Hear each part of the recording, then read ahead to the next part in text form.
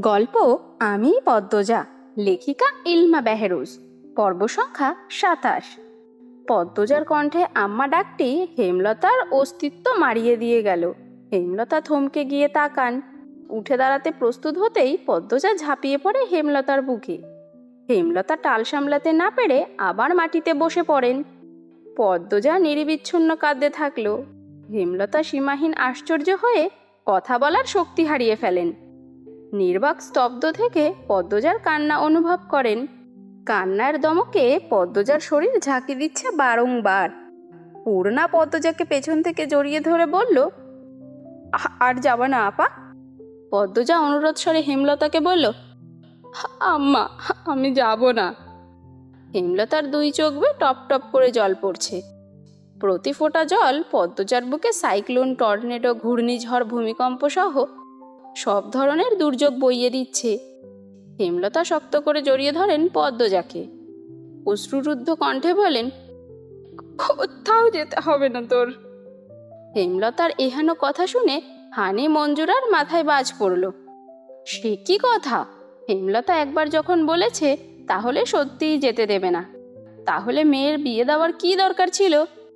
হানি শক্ত কিছু কথা শোনানোর জন্য প্রস্তুত হয়। তখনই হেমলতা পদ্মজাকে সরিয়ে দেন নিজের কাছ থেকে। চোখ মুখ শক্ত করে কাট কাট কণ্ঠে বলেন, এটা ঠিক হয়নি পদ্ম।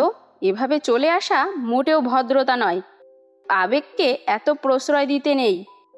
বিয়ে দিয়েছি, এবার শ্বশুরবাড়ি যেতেই হবে। ওই তো আমিরও এসেছে। হেমলতা হাত ঝেড়ে মাটি থেকে উঠে দাঁড়ান। পদ্মজা হা করে তাকিয়ে আছে হেমলতার দিকে। চোখের পলকে কি রকম রূপ পাল্টে ফেলল। এই তো মাত্রই কাঁদছিল। পদ্মজা নিজের চুলে আঙ্গুল পেঁচাতে পেঁচাতে হাসছে। তুষার রয়ে শয়ে প্রশ্ন করল, হাসছেন কেন? পদ্মজা নাটকীয়ভাবে ব্যথিত স্বরে বলল, আপনি কাঁদছেন তাই। তুষার দ্রুত চোখের জল মুছল। মৃদু হেসে বলল, কাঁদছি নাকি? পদ্মজা হঠাৎ গুনগুনিয়ে কাঁদতে শুরু করলো। তুষার জানতে চাইল, আপনি কাঁদছেন কেন? মুহূর্তে পদ্মজা দাঁত কেলিয়ে হেসে ওঠে। চোখে জল, ঠোঁটে হাসি নিয়ে বলল, মন চাইল। আম্মা বলতেন, যখন যা ইচ্ছে হয় করে ফেলতে, তাতে কারো ক্ষতি বা নিজের কোনো ক্ষতি না হলেই হলো।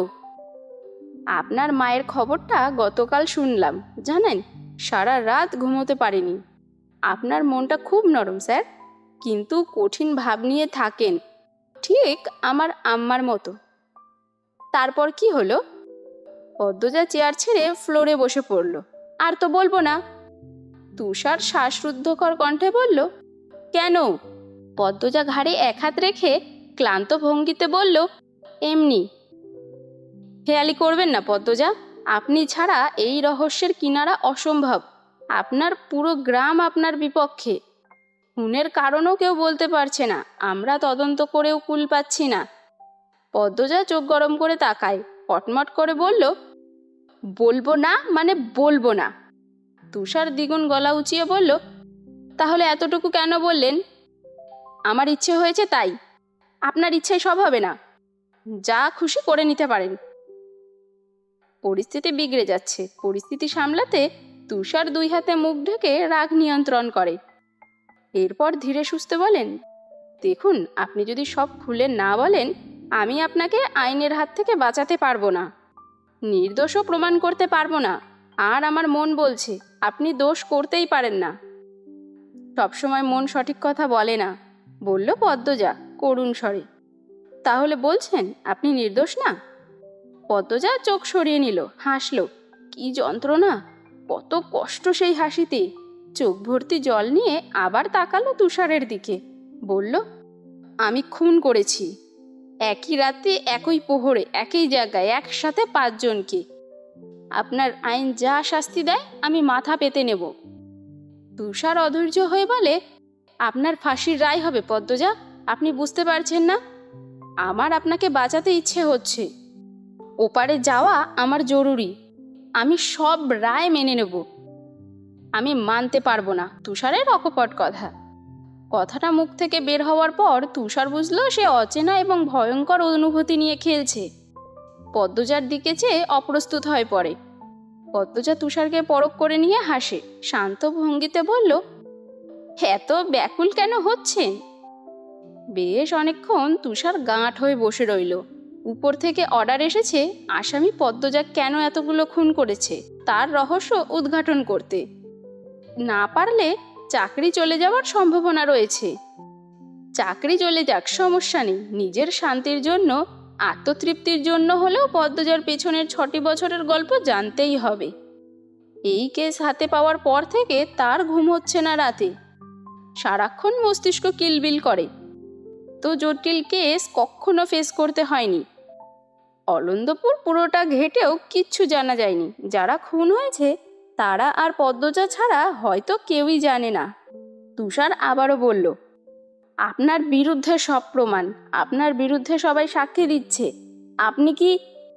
কথার মাঝপথে তুষারকে থামিয়ে দিয়ে পদ্মজা বলল, খুনগুলো তো সত্যিই আমি করেছি, তাহলে প্রমাণ আমার বিরুদ্ধেই তো থাকবে।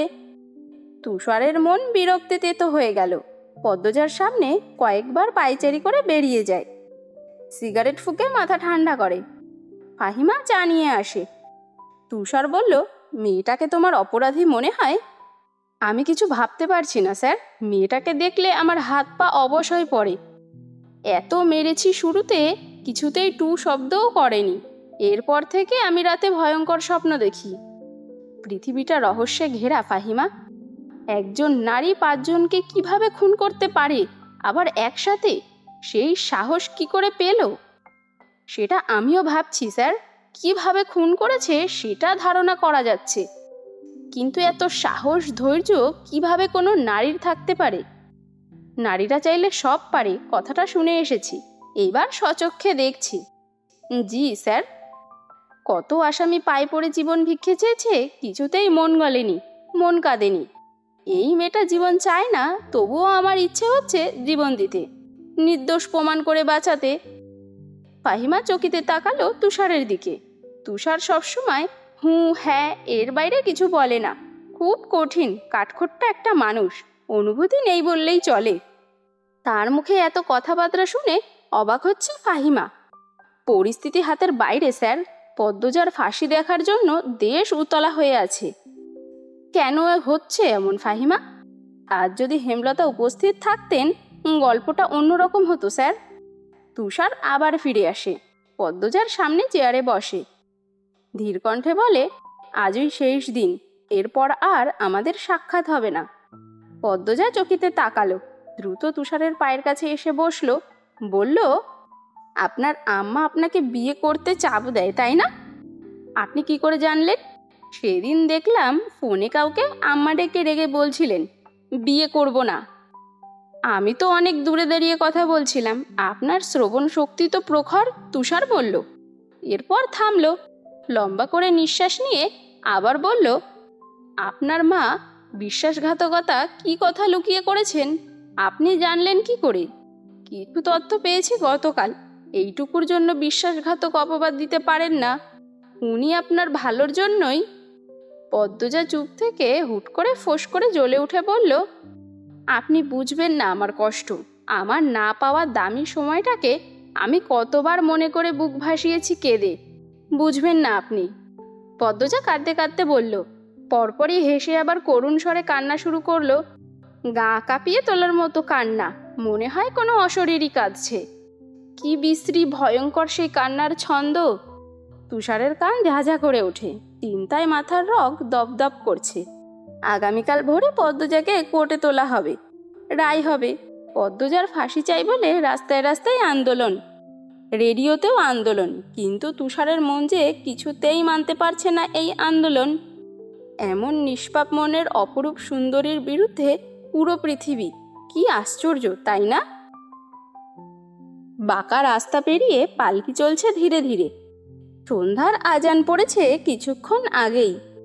দিনের আলো কিছুটা এখনো রয়ে গেছে। দক্ষিণ দিক থেকে ধেয়ে আসা হাওয়া, শীতল নির্মল পরিবেশ। পদ্মজার বুক ধুকপুক করছে। নতুন মানুষ, নতুন পরিবেশ মানিয়ে নিতে পারবে তো? একবার সে হাওলাদার বাড়ি গিয়েছিল। অন্দরমহল নামে এক বিশাল বাড়ি আছে, সেই বাড়িতে মেয়ে বউরা থাকে। সেও কি এখন সেখানেই থাকবে? পদ্মজা পর্দার ফাঁক ফোকর দিয়ে বাইরে চোখ মেলে তাকায়। আমির হাতে পাগড়ি নিয়ে তার বড় ভাইয়ের সাথে কি যেন আলোচনা করছে। চোখে মুখে খুশি উপচে পড়ছে। পদ্মজা চোখ সরিয়ে নিল। মায়ের কথা, পূর্ণার কথা খুব মনে পড়ছে। পালকি থামে, আবির থামিয়ে দিল। অন্দরমহলে মেয়েরা অপেক্ষা করছে নতুন বউ দেখার জন্য। আর আমির গেটের সামনেই পালকি থামিয়ে দিল। জাফর বিরক্তিতে চয়ের মতো শব্দ করে বলল, এইখানে আবার থামালি কেন? আমির পাগড়ি রিদোয়ানের হাতে দিয়ে বলল, আমার বউ আমার কোলে চড়েই অন্দরমহলে যাবে। পদ্মজা কথাটা শুনেই কাচুমাচু হয়ে গেল। আমির পালকির পর্দা সরিয়ে হাত বাড়িয়ে পদ্মজাকে নামতে ইশারা করে। পদ্মজার নাক অবধি টানানো ঘোমটা। আমির সরাতে গিয়েও সরালো না। মুখে বলল, কি হলো, নেমে আসো। পদ্মজা লজ্জায় জ্ঞানশূন্য হয়ে পড়েছে। সে গাঁট হয়েই বসে থাকে। আমির হেসে এক হাতে নিজের কপাল চাপড়ালো। এরপর নিজেই টেনে নামালো পদ্মজাকে। তখনও পদ্মজার নাক অবধি ঘোমটা। আমির চট করে পদ্মজাকে পাজাকোলা করে নেয়। পদ্মজা কুঁকড়ে যায়। ভয়ে দুই হাতে আমিরের গলা জড়িয়ে ধরে। আমির যত এগোচ্ছে সময়ের সাথে পাল্লা দিয়ে তার গায়ের উষ্ণতা পদ্মজার শাড়ি ভেদ করে সর্বাঙ্গে ছড়িয়ে পড়ছে। চেনা অজানা অনুভূতি চারিদিকে যেন জেঁকে বসেছে। মরণ প্রেমের সূত্রপাত হয়তো এখান থেকেই শুরু হয়।